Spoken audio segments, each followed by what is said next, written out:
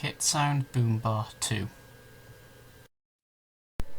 What's up guys, this is Liam from TechFed and today I'm reviewing the Kitsound Boombar 2.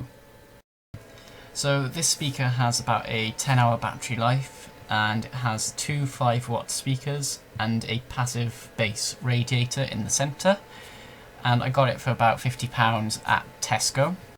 So what do we get in the box? In the box we obviously get the speaker that's here, which is the Boombar 2. We also get a carrying case, and inside the carrying case we get a 3.5mm to 3.5mm auxiliary cord, and we also get a micro USB to USB to charge the device. Charging the device takes about 4 hours for it to reach a full charge. I've had this speaker for a few months and I honestly couldn't be happier. For the price that I paid for it and the sound quality that I get from it, you'd kind of expect it from a higher end speaker. It's very stylish, as you can see, and it also comes with this nice case. Now this case is kind of like a faux leather. The zips are really sturdy, and the case itself just has a really rugged feel to it. It doesn't feel like it's going to go flimsy on you, and it has a nice storage compartment inside of it. So you can get the speaker in two colours. You can get it in black like this, but if you go to the Kitsound website you can also get it in black with a gold grille. In the next clip I'll show you the sound quality. I'm just going to give you an example of how loud it actually is. So at the moment I've got it at half volume on my phone. I'm going to play you a song quickly.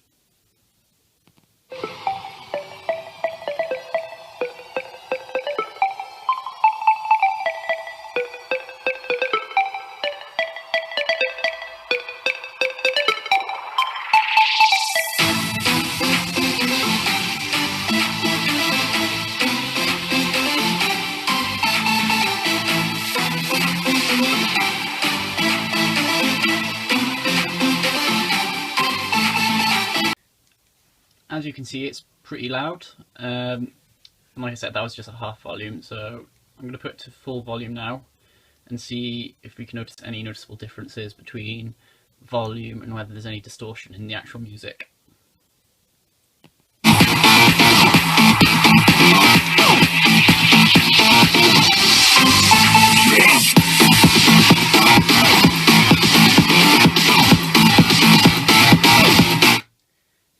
So, as you can see, it's really loud. I had this speaker at a party and there was about 20 people in the room. We were all chatting and this speaker was at full volume, playing in the background, and sometimes it was difficult to hear each other speaking.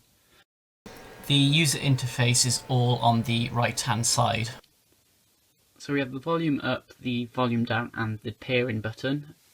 We also have the microphone and the on and off switch, the auxiliary and the power in cable. Notice I said switch, and when I say switch, it is a switch. It's quite a sturdy switch and you have to put a little bit of force to switch it on and off, so that will stop it from accidentally switching it on whether you have it in your bag. There's a microphone on the side of the device. I haven't really had the chance to try out the microphone itself, but you can accept calls and make calls from the device. But what I do use the microphone for is things like Siri and Google. The buttons themselves have quite a nice feel to them. They're quite sturdy and, like I said, they're nice to touch.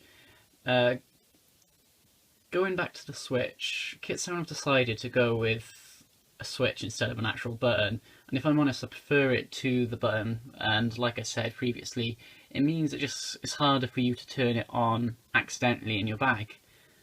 The only problem I do have with the switch is it's a little bit on the small side, so if you have big fingers it is quite annoying to flick the switch on and off.